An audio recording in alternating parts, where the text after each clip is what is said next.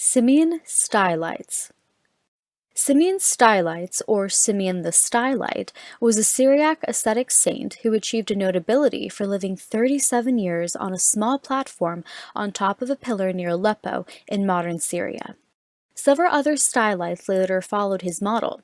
The Greek word style means pillar. He is known formally as Simeon Stylites the Elder, to distinguish him from Simeon Stylites the Younger, Simeon Stylites the Third, and Simeon Stylites of Lesbos. Early life. Simeon was the son of a shepherd. He was born in Sis, now the Turkish town of Kozan in Adana province. Sis was the Roman province of Cilicia. After the division of the Roman Empire in 395 AD, Cilicia became part of the Eastern Roman Empire. Christianity took hold quickly there. According to Theodoret, Bishop of Cyrrhus, Simeon developed a zeal for Christianity at the age of 13, following a reading of the Beatitudes. He entered a monastery before the age of 16. From the first, he gave himself up to the practice of an austerity so extreme and, to all appearance, so extravagant, that his brethren judged him to be unsuited to any form of community life. They asked Simeon to leave the monastery. He shut himself up in a hut for 1.5 years, where he passed the whole of Lent without eating or drinking. When he emerged from the hut, his achievement was hailed as a miracle. He later took to standing continually upright so long as his limbs would sustain him. After 1.5 years in his hut, Simeon sought a rocky eminence in the slopes of what is now the Sheikh Barakid mountain, part of Mount Simeon. He chose to live within a narrow space less than 20 meters in diameter, but crowds of pilgrims invaded the area to seek him out, asking his counsel or his prayers, and leaving him insufficient time for his own devotions. This eventually led him to adopt a new way of life.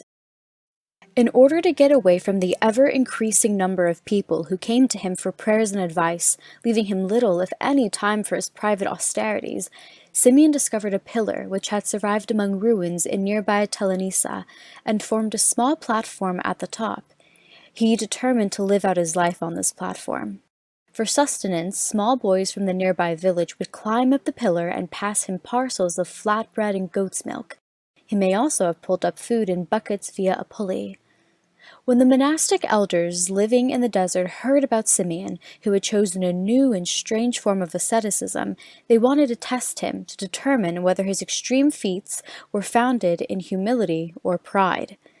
They decided to order Simeon, under obedience, to come down from the pillar. They decided that if he disobeyed, they would forcibly drag him to the ground, but if he was willing to submit, they were to leave him on his pillar. Simeon displayed complete obedience and humility, and the monks told him to stay where he was. The first pillar that Simeon occupied was little more than 3 meters, 10 feet. He later moved his platform to others. The last in the series reportedly more than 15 meters, 50 feet from the ground. At the top of the pillar was a platform, which is believed to have been about 1 square meter and surrounded by a baluster. Edward Gibbon, in his History of the Decline and Fall of the Roman Empire, describes Simeon's life as follows. In this last and lofty station, the Syrian Anachorete resisted the heat of 30 summers, and the cold of as many winters.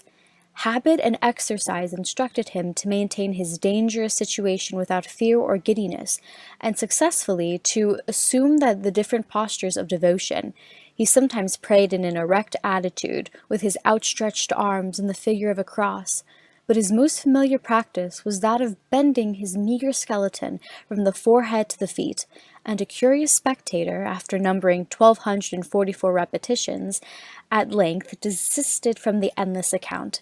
The progress of an ulcer in his thigh might shorten, but it could not disturb this celestial life, and the patient hermit expired without descending from his column.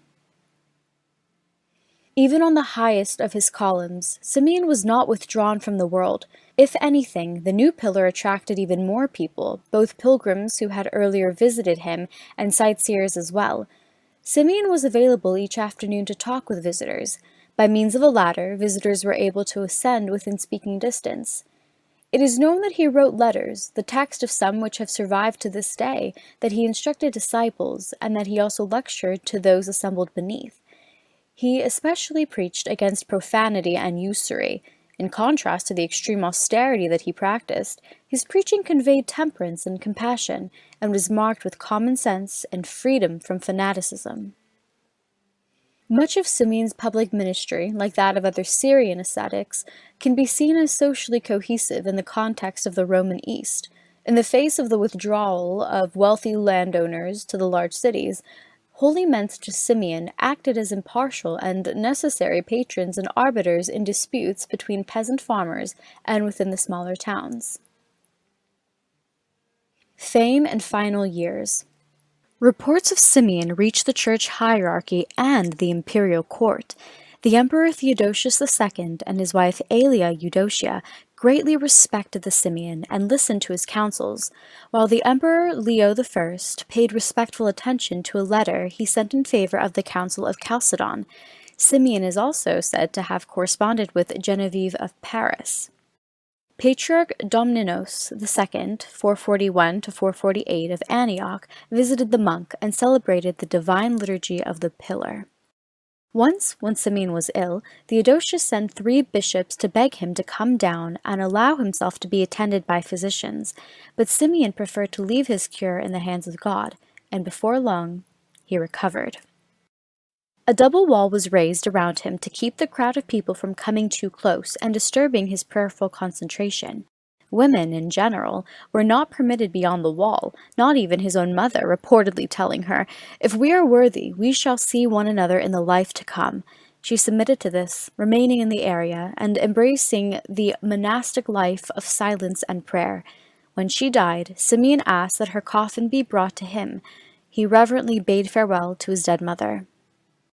Simeon spent 37 years upon the pillar. He died on the 2nd of September, 459. A disciple found his body stooped over in prayer. The Patriarch of Antioch, Martyrios, performed the funeral of the monk before a huge throng of clergy and people. They buried him not far from the pillar. Unfortunately, on May 12, 2016, the pillar within the church took a hit from a missile. Legacy.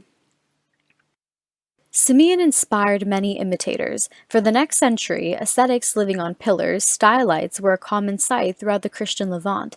He is commemorated as a saint in the Coptic Orthodox Church, where his feast is on 29 Passions.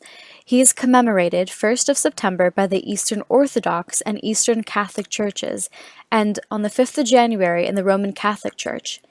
A contest arose between Antioch and Constantinople for the possession of Simeon's remains.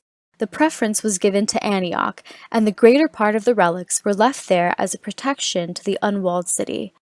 The ruins of the vast edifice erected in his honor, and known in Arabic as the Khalat Siman, the fortress of Simeon, can still be seen. They are located about 30 kilometers northwest of Aleppo and consist of 4 basilicas built out from an octagonal court towards the 4 points of the compass to form a large cross. In the center of the court stands the base of the style or column on which Simeon stood. It is possible that traditional sources for the life of Simeon Stylites misrepresent his relation to Chalcedonian Christianity. Syriac letters in the British Museum attributed to Simeon Stylites indicate that he was a Miaphysite and opposed the result of the Chalcedonian Council. The monk Antonius wrote his biography.